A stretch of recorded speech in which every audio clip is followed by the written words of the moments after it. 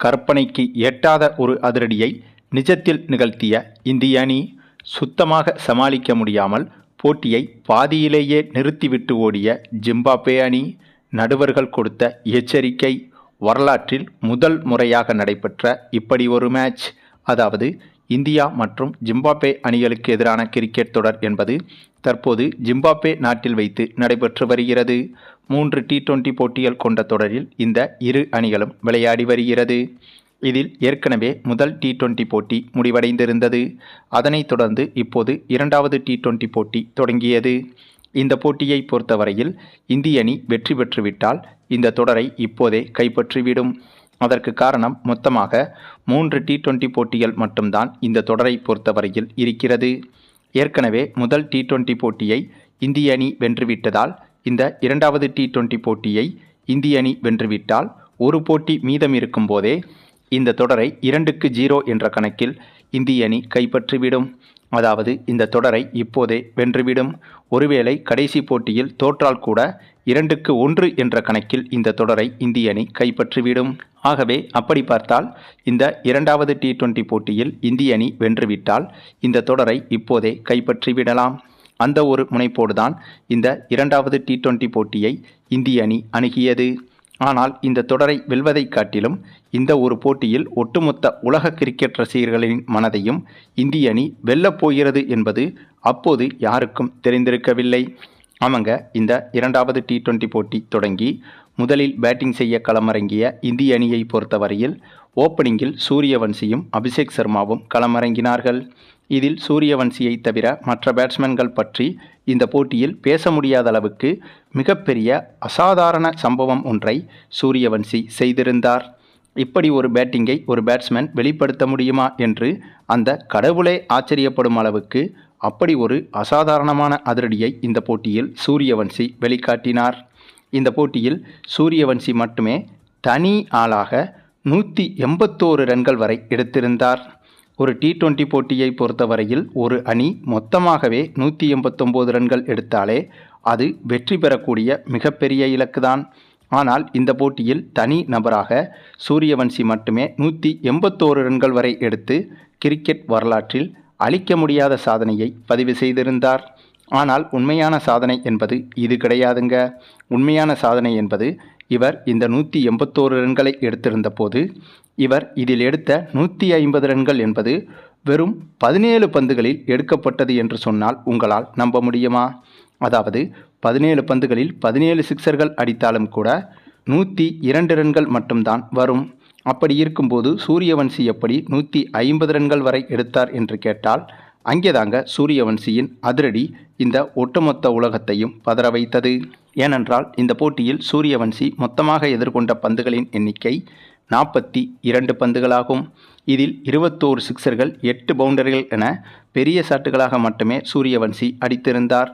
அப்படியாக இவர் பேட்டிங் செய்ய களமிறங்கி ஆரம்பத்திலிருந்து அதிரடியாக பெரிய ஷாட்டுகள் மட்டுமே அடித்து கொண்டு வரும்போது ஜிம்பாப்வே அணியின் பவுலர்கள் ஒரு கட்டத்தில் குழம்பிவிட்டனர். அதன் காரணமாக ஒவ்வொரு ஓவரிலும் எக்ஸ்ட்ராஸ் பந்துகளை வீச தொடங்கினார்கள். அதிலும் குறிப்பாக இந்த போட்டியின் 7வது ஓவரில் ஜிம்பாப்வே பவுலர் ஒருவர் 4 நோபால்கள் 1 ஒய்டு பால் என மொத்தமாக 5 எக்ஸ்ட்ராஸ்களை வீசியிருந்தார். இவர் மட்டுமே இல்லாமல் இந்த போட்டியில் பந்து வீசிய 7 ஜிம்பாப்வே பவுலர்களில் 6 பவுலர்கள் குறைந்தபட்சம் 2 எக்ஸ்ட்ராஸ் பந்துகளையாவது வீசியிருந்தனர். அதுதான் இந்த போட்டியின் மிகப்பெரிய திருப்பு முனையாக அமைந்தது. அதிலும் நோபால்கள் மட்டுமின்றி ஒய்டு பந்துகள், அதனைத் தொடர்ந்து ஒய்டு பந்துகளில் பின்பக்கமாக பவுண்டரி செல்வது என எக்ஸ்ட்ரா ரன்கள் என்பது வாரி வழங்கப்பட்டது. அது மட்டுமே இல்லாமல் இதில் இன்னும் ஆச்சரியமான ஒரு அதிசயம் என்னவென்றால் இந்த போட்டியில் சரியாக 8வது ஓவரின் 4வது பந்தை ஜிம்பாப்வே பவுலர் வீசும்போது அந்த பந்து டெட் பாலாக வீசப்பட்டது. அந்த பந்தையும் சூரியவன்சி அசால்ட்டாக நடந்து வந்து சிக்ஸரை நோக்கி பறக்கவிட்டார். ஆகவே இப்படியாக எக்ஸ்ட்ராஸாக போடப்பட்ட பந்துகளையும் சிக்ஸர்கள் பவுண்டரிகள் என விளாசி கிட்டத்தட்ட வெறும் 17 பந்துகளிலேயே 150 ரன்களை தொட்டுவிட்டார் சூரியவன்சி. இப்படி ஒரு விஷயத்தை கேட்பதற்கே நம்ப முடியாத விஷயமாக இருந்தாலும் உண்மையிலேயே நிஜத்தில் நிகழ்த்தி காட்டியவர்தான் சூரியவன்சி.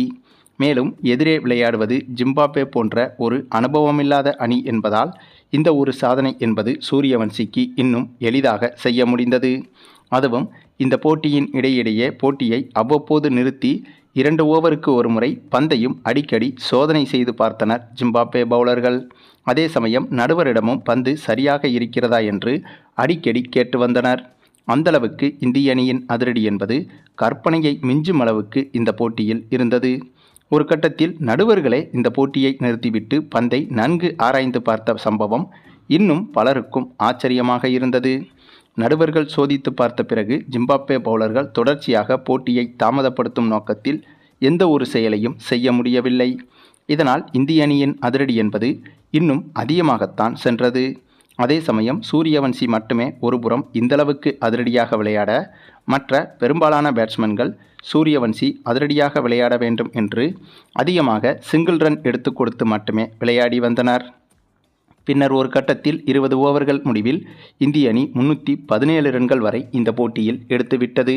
ஒருவேளை சூரியவன்சியை தவிர்த்து மற்ற பேட்ஸ்மேன்களும் இந்த போட்டியில் அதிரடியாக விளையாடியிருந்தால் இந்த இலக்கு என்பது இன்னும் அதிகமாகியிருக்கலாம். ஆனாலும் சூரியவன்சியின் அதிரடி என்பது விஸ்வரூபமாக இருந்ததால் மற்ற பேட்ஸ்மேன்கள் இந்த போட்டியில் சூரியவன்சிக்காக விட்டு கொடுத்து விளையாடினார்கள் என்றுதான் சொல்ல வேண்டும். ஆனாலும் மற்ற பேட்ஸ்மேன்கள் விளையாடுவதை விட இந்த போட்டியில் சூரியவன்சி எதிர்கொண்ட ஒவ்வொரு பந்தும் ரசிகர்களுக்கு மிகப்பெரிய விருந்தாக அமைந்தது.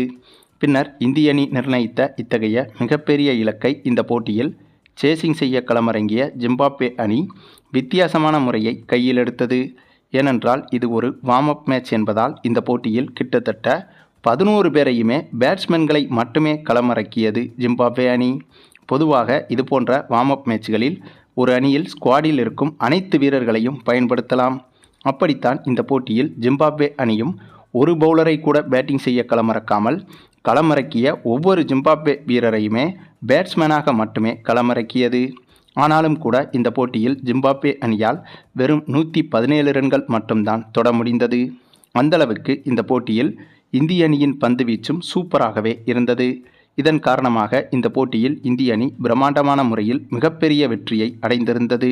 மேலும் இதே போல ஒரு வெற்றியை அதிகாரப்பூர்வ போட்டிகளிலும் இந்திய அணி அடைந்து இந்த தொடரை எளிதாக கைப்பற்றி இந்திய ரசிகர்களுக்கு மிகப்பெரிய விருந்து படைக்க வேண்டும் என்பதுதான் இந்திய ரசிகர்களின் எதிர்பார்ப்பாகவும் இருக்கிறது.